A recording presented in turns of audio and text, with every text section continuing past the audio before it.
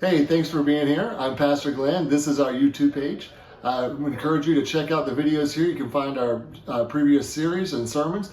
Check it out, enjoy it. We're glad you're here, and we hope to see you in person soon. This morning, I am not preaching, and we have a special guest with us, and Kirstin Edinger is with us, and this is a lady that came. We met her a few months ago. She came to our Wednesday night Bible study. If you don't come to Wednesday nights, you should. Bring your kids, bring your grandkids, and we had a chance to hear her story. And we have since brought her on. That we help support her in missions. But you guys are in for a treat this morning. She has been a blessing already to us. And Kirstin, would you come and would you share with us this morning? Let's welcome Kirstin as she comes.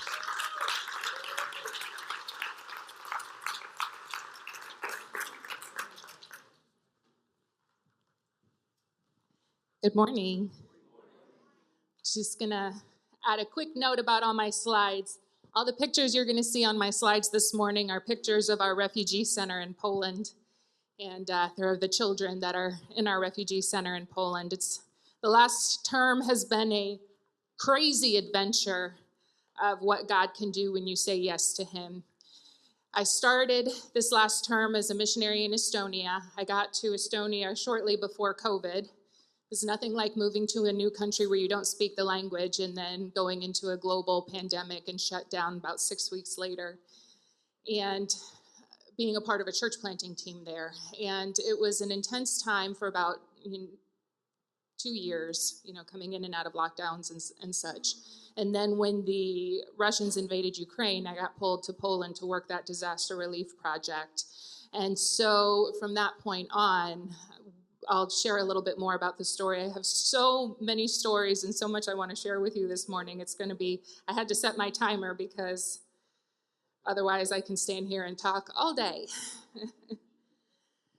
So, but I just did want to share that the pictures you're going to see up here from our refugee center, the kids from our refugee center in Poland, they're all Ukrainian refugee children. It's funny because there seems to be this misconception that to be a good Christian or to be in the ministry or to be a missionary like me, you have to be a perfect person. When I travel around the U.S. or when I travel to different countries and speak, there are so many people who hear some of my testimony or hear some of my background about all of my advanced degrees or my experience, and they tell me they wish they had they wish they could do what I do, or they wish they had a talent like mine that they could use, that they wish they could do something like I do. When in actuality, the only thing that allows me to do what I do is the fact that I said yes to God. About 12 years ago, I gave my heart to the Lord and experienced a transformation that changed my life forever. I love God more than anything else in this world, and I know how extremely He's changed my life. And it doesn't seem right that other people have not had the chance to experience that same transformation. And so I've dedicated my life to be the hands and feet of Jesus and hopefully introduce people to what it means to have that same opportunity for transformation and that same personal relationship with Him. Does it mean that I'm perfect? Absolutely not. There are days when I'll walk away from a conversation with someone and I will have to repent so hard, and I'll say, Jesus, I am so sorry because I did not represent you well in that conversation. But the thing is, I've given God my skills and my failures. And I saw a quote on Facebook that I thought was particularly apt when it said, when God made us and God called us, He already factored in our own stupidity, right? But that's the thing. When I committed my life to Him and I said yes to Him, I've given Him my life to transform into someone who better reflects the fruits of His Spirit, not someone who just speaks in tongues. Sanctification is a process. Every morning when I wake up, I have the opportunity to do better and to be better. And we all have that chance. Just because we mess up one day doesn't mean we don't have the chance the next day to do better and to be better. His mercies are new every morning. And so the reality of being a missionary is that nothing that I do overseas is not things that we should not be doing here in our own communities. The challenge for me as a missionary is that I'm doing it in another language and culture. So in reality, it should be easier here, right? You already speak the language. You already understand the culture. But what if we feel like we don't have anything to give? The best thing we can do is look at what's already in our hands. And so if you'll turn with me to the book of Luke, chapter 10, verse 25, we're going to look at the story of the Good Samaritan. Many of you are probably familiar with this story, especially if you've been raised in church. You've probably heard this story multiple times. If you weren't raised in church, you might not be as familiar with this story. I've heard it quite a few times, but a few months ago when I was reading through it again, there were a couple of things that stuck out to me. And so we're going to read through it together. So Luke chapter 10, verse 25, it says, "Then an expert in the law stood up to test him, Jesus, saying, 'Teacher, what must I do to inherit eternal life?' 'What is written in the law?' he asked him, Jesus. 'How do you read it?' He answered, 'Love the Lord your God with all your heart, with all your soul, with all your strength, and with all your mind, and your neighbor as yourself.' 'You've answered correctly,' Jesus told him. 'Do this and you will live.' But wanting to justify himself, he asked Jesus, 'And who is my neighbor?' Jesus took up the question and said, 'A man was going down from Jerusalem to Jericho and fell into the hands of robbers. They stripped him, beat him up, and fled, leaving him half dead. A priest happened to be going down that road. When he saw him, he passed by on the other side. In the same way, a Levite, when he arrived at the place and saw him, passed by on the other side. But a Samaritan on his journey came up to him, and when he saw the man, he had compassion. He went over to him and bandaged his wounds, pouring on olive oil and wine. Then he put him on his own animal, brought him to an inn, and took care of him. The next day he took out 2 denarii, gave them to the innkeeper, and said, 'Take care of him. When I come back, I'll reimburse you for whatever extra you spend.' Which of these 3 do you think proved to be a neighbor to the man who fell into the hands of the robbers?" "The one who showed mercy on him," he said. Then Jesus told him, "Go and do the same." So there's a few things in that story that jumped out at me. First of all, nowhere in that story does it say that the Good Samaritan had medical skills. He wasn't a doctor. He wasn't a nurse. It doesn't say that he was an EMT that was traveling on the road. He was just some guy walking around. He wasn't the pastor. We saw the priest walked right by. He didn't have any special qualifications. He was just some guy who had mercy. He was also traveling. He wasn't actually the man's physical neighbor. He was on a business trip. He was on his way somewhere else. So it's not like he could bring the man to his home and take care of him there. This was as much as an inconvenience as it could possibly be for the Samaritan. And yet, what did the Samaritan do? He went scrounging through his bags. He found what he could, did the best that he could with what he had, took the man to a neighboring hotel, to an inn, and gave the innkeeper money so that the man could receive what care was needed. He did what he could with the resources that he did have. In Exodus chapter 4, when God called Moses to save his people, Moses said, "God, nobody's going to listen to me. I'm nobody. I'm a murderer. Nobody's going to listen to me. I have the worst reputation." And God says, "What's in your hand?" And Moses says, "I have a staff, a walking staff." And God says, "Throw it on the ground." Moses throws it on the ground. It turns into a snake. And God says, that's how you're going to prove that you're speaking on my behalf. That's what you're going to use to prove my power. God asked him, what's in your hand? God used what was already there, what Moses already had in his hand to prove his power. In 2 Kings chapter 4, you have the widow with the oil. The widow goes to Elisha. She says, my husband served the Lord all his days, and now he's dead, and we're so poor, we're in so much debt, they're going to take my sons to be servants, to be slaves. Help us. Elisha says to her, well, what do you have? He doesn't say, oh, here's a check to write off your debts. He says, what do you have? The woman says, well, all I have is a little bit of oil. And yet through that little bit of oil, God worked a miracle that set that widow and her sons up, not just to pay off her debts, but if you read that story, he set that widow and her sons up to pay off her debts and to live off of for the rest of their lives. With Jesus feeding the 5,000 in the New Testament, you have this crowd of 5,000 men. That doesn't even include the women and children. And the disciples say, Jesus, we have all these people that are following us because they want to hear you teach, but they're so hungry. Jesus says, well, what do we have? And all they had was some loaves and some fish. And yet through that, God multiplied that.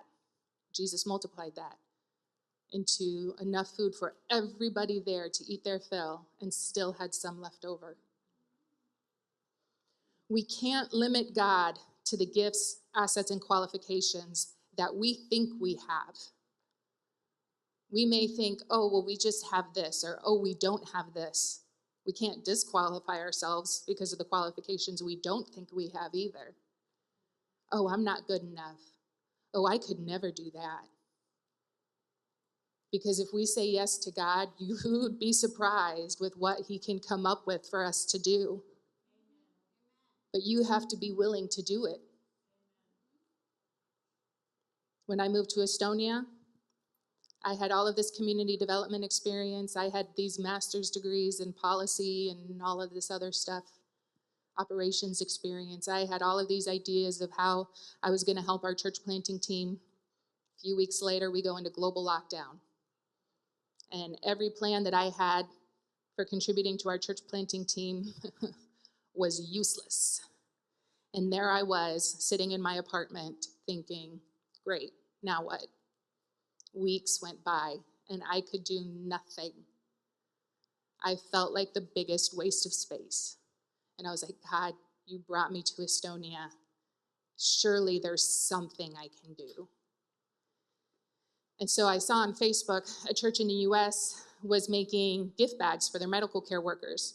So in Estonia, we could go grocery shopping certain days of the week. We were only allowed to go certain days of the week. And so on my day that I was allowed to go to the grocery store, I was like, I'll go look. Maybe I can do gift bags for our grocery store or for our medical care workers here as well. Except when it was my day to go to the grocery store, I'm walking through the grocery store looking around saying, I don't speak Estonian. I don't actually know what any of this stuff is in the grocery store. I don't know what to put in a gift bag because I don't know what the good stuff is versus the bad stuff. I don't know even what half of these fruits are that they're putting in the smoothies. And so I was like, all right, so this idea is not going to work. And I got home that night and I prayed and I was like, you know what? I can bake cookies. And so I started baking chocolate chip cookies because I had some chocolate chips. And can I tell you, the response to those chocolate chip cookies, I took them to the hospitals, I took them to the fire station, I took them to some of the schools, I took them to our church. The response to those silly chocolate chip cookies was absolutely absurd. They don't have chocolate chip cookies over there. And so these were the most average chocolate chip cookies by American standards, and yet you would have thought that these were the most delicious gourmet treats that you could possibly have created by Estonian standards. Within a couple of months, I had the fire chief at the fire station gave me a pass to come and go from the fire station as much as I wanted, as long as I was bringing chocolate chip cookies. For my birthday the next year, The firemen brought me a bouquet of flowers to my apartment by fire truck. They brought the fire truck to my apartment to bring me a big bouquet of flowers with all the lights flashing, and gave me a lot of street cred with my neighbors, that's for sure, with the kids in my neighborhood. And as I'm baking all of these cookies and taking them to all of these different places, I'm trying to build relationships with people in my community, which is difficult because I'm living in Estonia, I'm living in a culture where you don't talk to strangers. You don't, it's a very suspicious culture. These are people who've lived under 5 decades of communist oppression.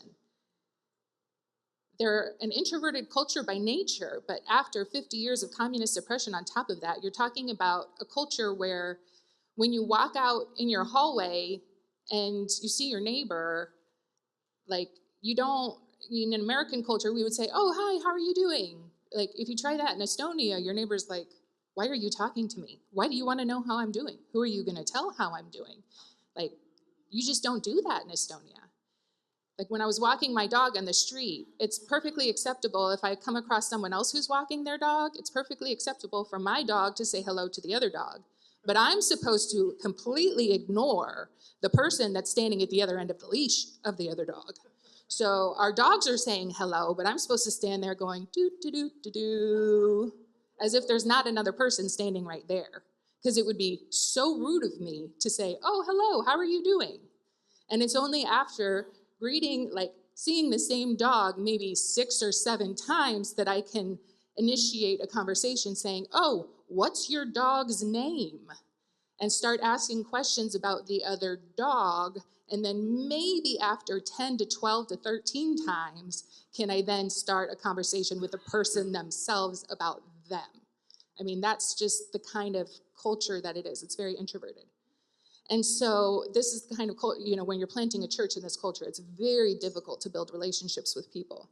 So thankfully, these chocolate chip cookies helped that process along quite a bit. But with my neighbors, it was so hard. And so one day I was in my apartment and I'm baking these cookies and I hear a knock on my door. And I'm like, who on earth would be knocking on my door?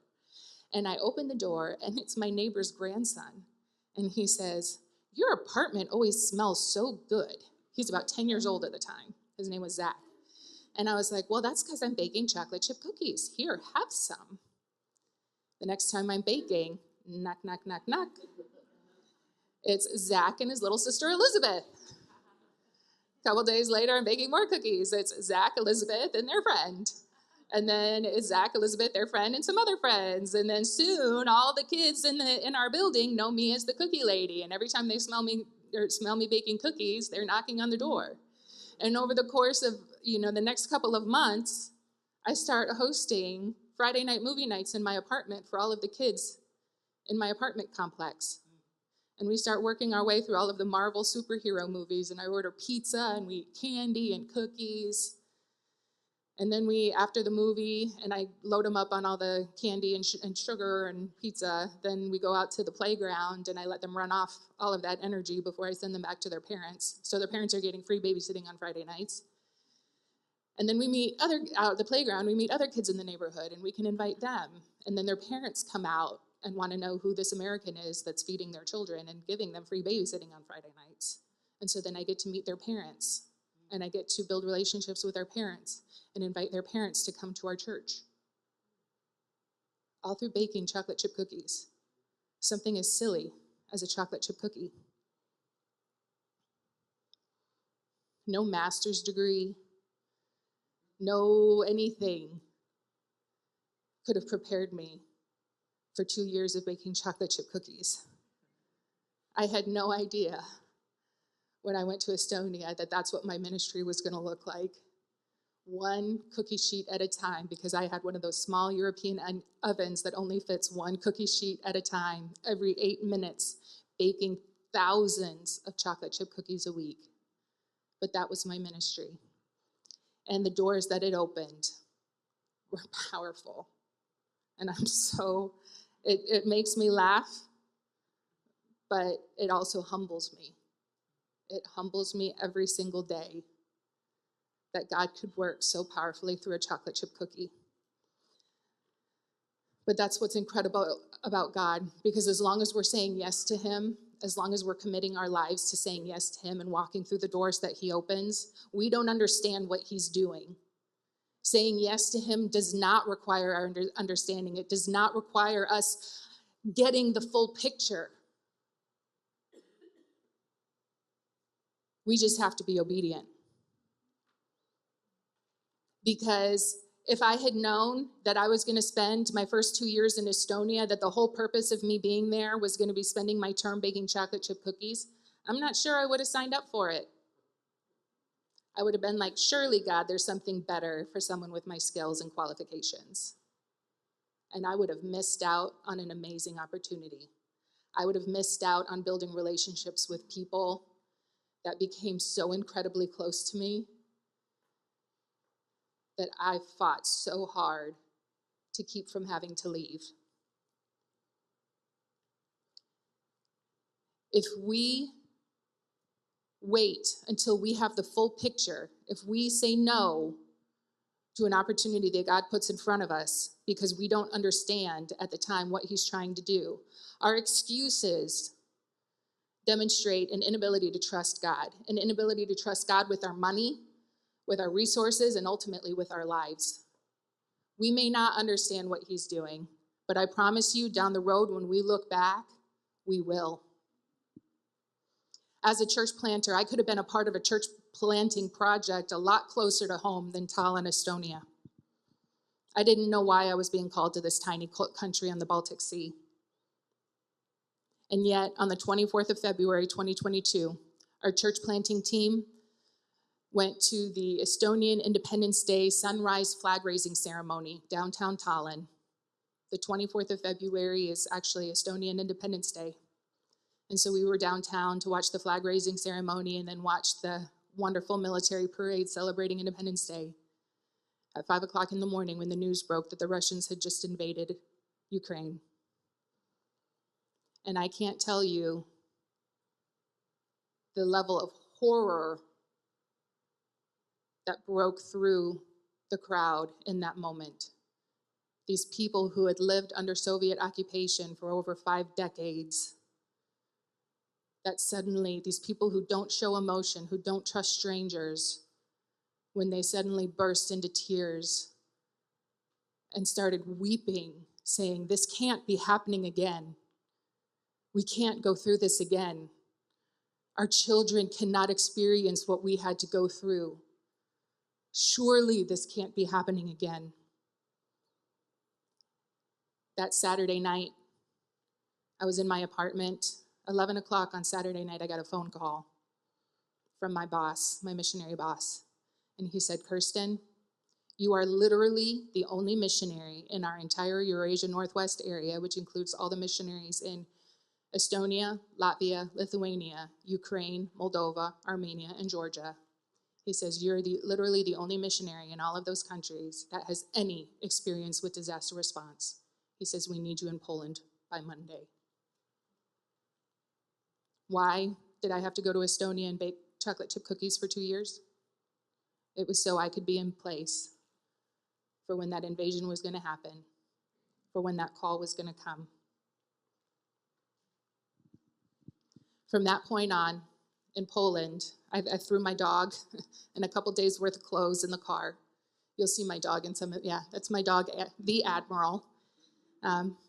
He was great. He became a therapy dog for a lot of the refugees in the refugee center, for the kids especially. He just passed away in May.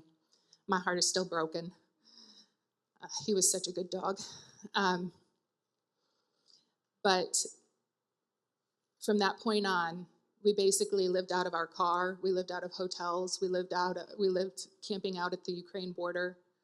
We started this massive disaster response project that involved getting food and resources to a network of 300 churches that we had been working with since 2015 in eastern Ukraine, since the initial uprising in eastern Ukraine, after the Russians annexed the Crimean Peninsula and the war that began with the separatist forces in eastern Ukraine. There was a network of 300 churches that we had been working with and fundraising for. So we continued, we just ramped up our efforts resourcing those 300 churches in eastern Ukraine. With AGWM, we started helping all of the internally displaced people that were leaving eastern Ukraine and flooding into western Ukraine. We were working with Convoy of Hope in getting all of the food into Ukraine and once again distributing that among all of the Pentecostal unions and getting to where they needed to go to help the people inside Ukraine. We were working with Hope in Action, which is a medical network of 200 medical personnel that were acting as first responders and logistically getting all the medical supplies from the US and different countries in Europe that were donating medical supplies to where they needed to go inside of Ukraine to help the first responders. We had 4 refugee centers in eastern Poland to help the refugees coming out of Ukraine and giving them a place to stay until they could move on to a different part of Europe. And then when managing the logistics of resourcing those 4 refugee centers in eastern Poland became too much, then I also took on the responsibility of managing a building project in western Poland in Katowice to renovate this one big building into being a large refugee center so we could close the 4 smaller refugee centers and move all of those refugees into our one big center, which included hosting 12 construction teams from Builders International in less than 6 months. We worked 14 to 16-hour days, 7 days a week. There were no weekends, there were no holidays, there were no sick days, there were no vacation days. There was no time off. Our team met at 5 o'clock every morning because that was the only time that we could guarantee that we could get together. We were all staying in different parts of Poland, managing our different circles of responsibility, and every morning at 5 o'clock we would meet together and go over any updates that we had for the areas that we were managing. I would put one construction team on an airplane, and then I would drive 4 hours up to Lublin to the Convoy of Hope warehouse to check in with them. It was an intense time. I would drive back. I would pick up stuff, take them at the warehouse. I would take it to our refugee centers, run stuff to the border, and then go straight to the airport to pick up the next construction team. I was so tired. There were so many days when I just thought, God, I have nothing left to give. God, I'm so exhausted. I have nothing left to give. There were days when I just said, God, I'm just done. Just take me now. God, I literally want to die. I'm just so tired. But it's amazing because when we come to the end of our resources, we realize how much we should have been depending on God the whole time. Because every single day, as I would pray to him in the morning, say, God, I'm just so tired. He would give me the strength that I needed to make it through another day. And it was like that every single day. He gave me the strength to make it through every single day. And then Convoy of Hope came knocking on my door. They're like, hey, we heard your assignment to Poland is coming up to an end. And they said, we want you to come work for us again. I had started my missionary journey in 2015 working with Convoy of Hope. And I left them to join this church planting team in Estonia. And I said, I'm not sure I want to work with Convoy of Hope again. I loved Estonia. I loved everything about Estonia. Those children in my Friday night movie night kids, I loved them so much. Their families. And I said, I can't leave Estonia. I can't leave my kids. And Convoy just kept knocking on my door. And they said, we really want you to move to Spain. And I was praying about it, and I said, not sure I can do this. And so at first I wasn't even praying about it. I just said no flat out. But the more they kept asking, the more I was like, all right, maybe I should pray about this. And so then, I was so tired, and so I'm praying about it, and I just didn't feel like I was hearing from God. And so then I was starting to get frustrated because I was like, all right, God, I just don't know. Like, you're not giving me an answer. I said, I don't feel like I'm hearing from you, and I'm really frustrated. I don't know if I should do this or not. What should I do? Have you ever felt like that before? where you're feeling like, God, I just don't know what I'm supposed to do. Just tell me. Like, I'm willing to do whatever you want me to do. Just tell me. And then I had another construction team that came over from South Carolina. And there was this older lady on the team. Her name was Miss Evelyn. And Miss Evelyn is a spiritual giant. She's incredible. And Miss Evelyn, this was the first time I met her. And Miss Evelyn comes up to me and she's like, I was walking through the grocery store getting ready to come over here. She says, as I was walking through the store, I just praying to God about what I should bring because I wanted to bring something special for you. And the Lord just put this on my heart, so I brought you a special present. And so this is from the Lord. And she hands me these 3 giant boxes of Velveeta cheese. And I was looking at these things like, what on earth am I supposed to do with Velveeta cheese? Like, I have never cooked with Velveeta cheese in my life. Like, what even is this? And so, like, I was actually angry. And so, like, I got back to my hotel room that night, and I was angry. And so I'm praying to the Lord, and I'm angry with God. And I'm like, God, here I am pouring my heart out to you. And I feel like you're not answering me. And yet over there in South Carolina, you're at the grocery store with Miss Evelyn telling her to pick up the Velveeta. Like, what is going on here? Right? And then that's that's when you kind of got to wonder sometimes if God has a sense of humor. If it's kind of like, well, I thought you needed some cheese with that wine.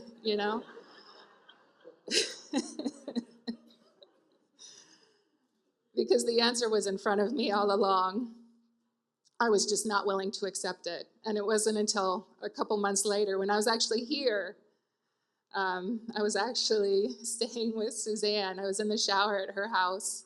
Had anybody else ever pray in the shower? I seem to pray a lot when I'm in the shower. And I was getting out of the shower and I was just praying. And I was like, God, I just don't understand how you can expect me to leave these children. I feel like, I've been able to pour into the lives of these children in Estonia so much. Like, how can you expect me to leave them? And I felt like the Holy Spirit just convicted me so strongly. And he's like, you think I don't care about those children in Estonia? He's like, do you think I don't care about the children in the rest of Europe as much as I care about those children in Estonia? He's like, I need you to trust me with the kids in Estonia so that you can take care. He's like, so that we can reach the kids in the rest of Europe. He says, trust me with those kids so that we can take care of the kids in the other parts of Europe. And I felt so convicted. And I was like, all right, God, I'll go to Spain. But moving to another country, it's my 3rd term in missions in my 3rd country. I never thought that was going to be me. I thought Estonia was going to be my place. My 3rd European country. And can I tell you, being a missionary in Europe is really a challenge because, especially when you're telling a lot of people in the U.S. that you're a missionary to Europe, you can get a lot of side eye a lot of times because people are like, yeah, well, I would love to go on vacation to this place that you call home. Or they think, yeah, there's, oh, you're going to be a missionary to France, or you're going to be a missionary to Spain. It's such a beautiful place. But the thing is, when you're a missionary to Europe, it's very different than going on vacation there. Europe is the spiritually darkest continent that we have right now, because we're not dealing with people who are serving a different religion, who are serving other gods. It's one thing, and I'm not trying to belittle what the other missionaries are doing in other parts of the world, because they have challenges that we will never face in Europe. Their challenges are completely different to ours. But the challenges that we face are not trying to convince people or trying to that. It's not a difference of trying to convince somebody that their God is not our God, because they're at least open to the idea of there being a God. But in Europe, you're trying to convince people who believe they're too smart to believe in God, who think that they're too smart, who think that the idea of God is for people who are weak, people who think that they're too good for God. They think they're too intelligent. Faith is for people who are not strong enough. There was a lot of outrage on social media recently after the opening ceremonies of the Olympics, because our faith was mocked in the opening ceremony of the Olympics. But you know what? That's the reality of what missions in Europe looks like.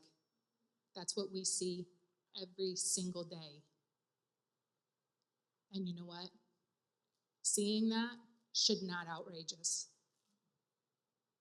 Because when I saw that, you know what I thought? I thought about Jesus as he was being led to the cross, as people were mocking him, as a crown of thorns was nailed upon his head, as the sign was hammered onto the cross, King of the Jews. And what was his response? Father, forgive them, for they know not what they do. When we see those things, our hearts need to be broken. And that's what happened when I saw what happened in the Olympics.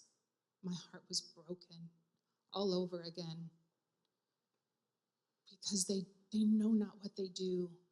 Yes, in Europe, we have a lot of churches, but they're empty. They're museums. People have such a warped idea of who God is. They have no idea.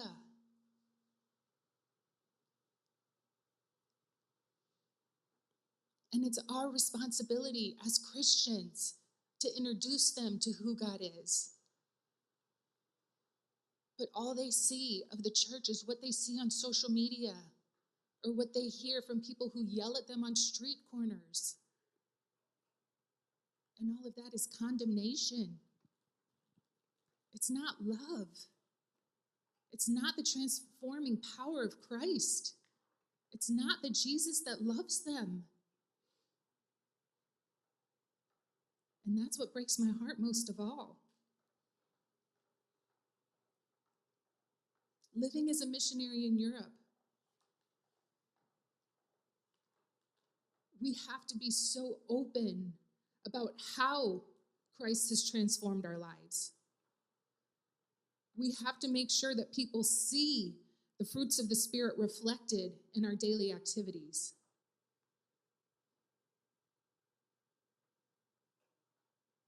And once again, as Christians, that's how we all should be living.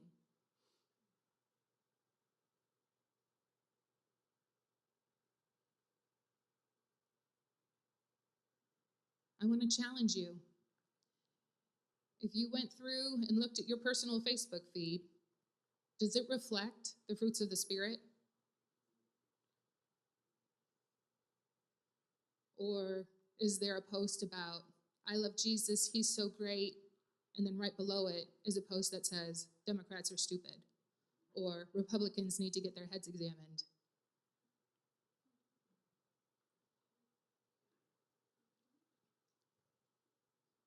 A pastor friend of mine in Houston, Texas says, your reach is short because your lips are loose. You'll miss out on opportunities to share the gospel because flesh won out over the Holy Spirit. He says, Lord, check my heart.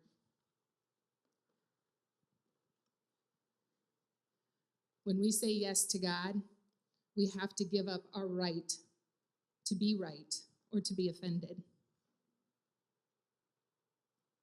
I can tell you, in Estonia, one of the hardest moments for me personally,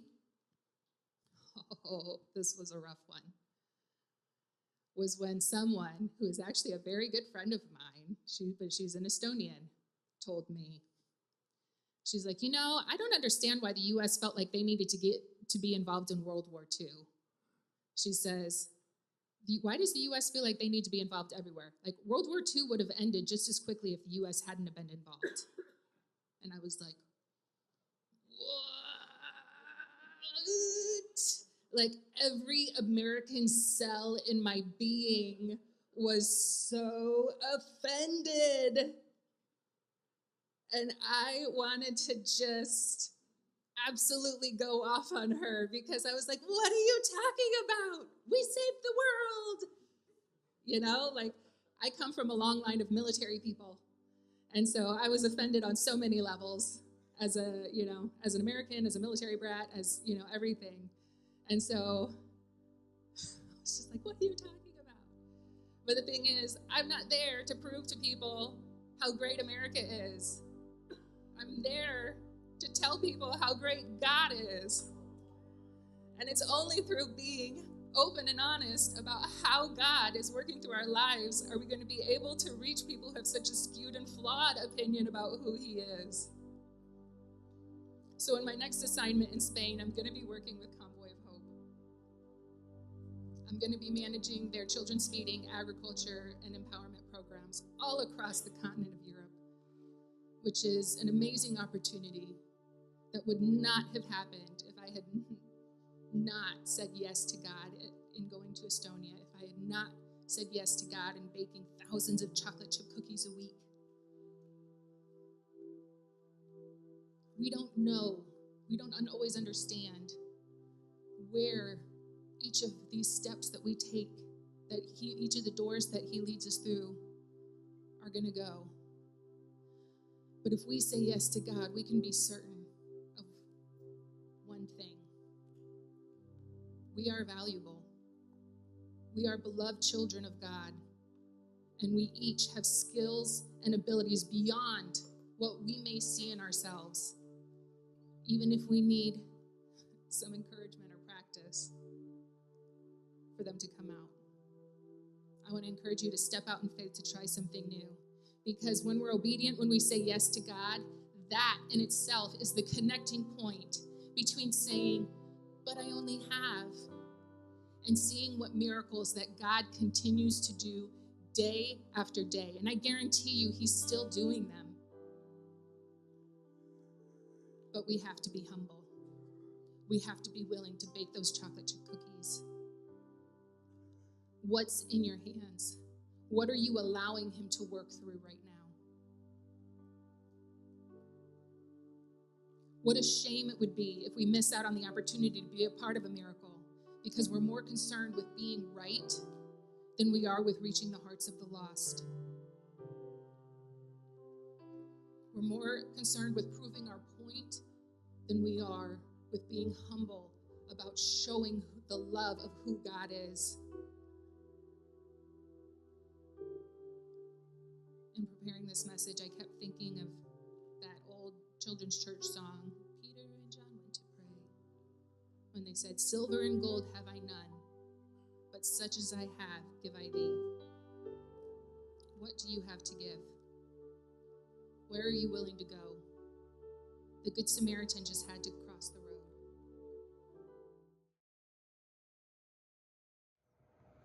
Hi, thanks for watching. To see more of us, you can go to our website at pasadenaassembly.org, our Facebook page at Pasadena Assembly of God, or our Instagram page at Pasadena Assembly. We'll see you there.